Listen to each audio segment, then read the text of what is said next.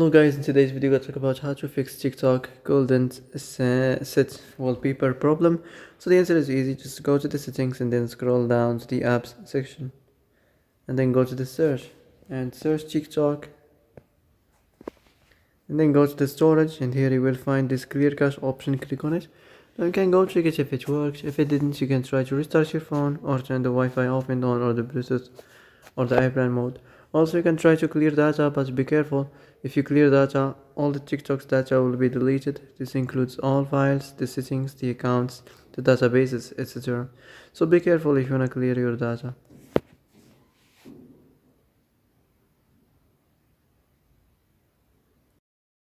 So that's it for today's video. I hope this is the answer you've been looking for.